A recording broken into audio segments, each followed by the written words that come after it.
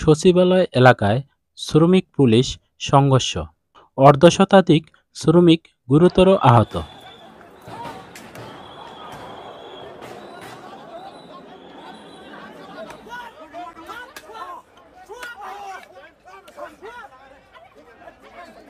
পঁচিশে মার্চ 2025 সাল।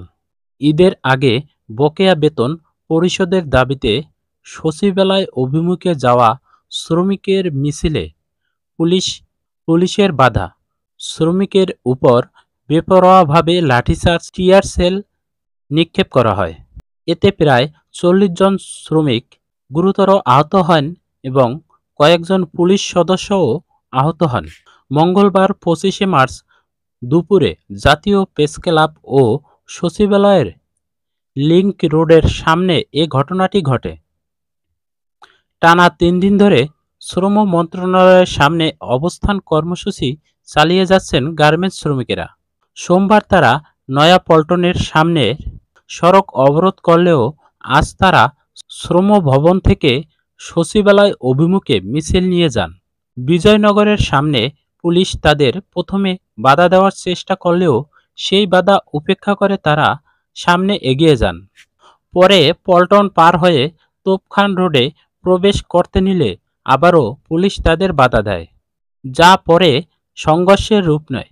পূর্ব ঘোষিত কর্মসূচি অনুযায়ী সকাল 10টায় শ্রম ভবনের সামনে গার্মেন্টস শ্রমিকরা জড়ো হন।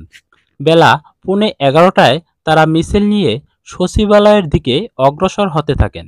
তবে 11:15টায় তোপখান রোডে পৌঁছালে পুলিশের বাধার সম্মুখীন পড়ে তারা। এ সময় শ্রমিকেরা ক্ষিপ্ত হয়ে উঠলে পুলিশ তাদের সরিয়ে দিতে ধাওয়া দেয়। পাল্টা প্রতিক্রিয়ায় শ্রমিকেরা পুলিশের উপর হালকা ইটপাটকেল নিক্ষেপ করে। এতে পরিস্থিতি আরও উত্তপ্ত হয়ে ওঠে। এর বিপরীতে পুলিশ শ্রমিকের উপর বেপরোয়াভাবে লাঠিচার্জ ও নির্যাতন শুরু করে। এতে করে প্রায় অর্ধশত শ্রমিক আহত হয়ে পড়ে। এ ঘটনায় শ্রমিকদের মধ্যে আতঙ্ক ছড়িয়ে পড়ে এবং তারা ছত্রভঙ্গ হয়ে যান। পরে তারা আবারও শ্রম ভবনের সামনে অবস্থান নেন।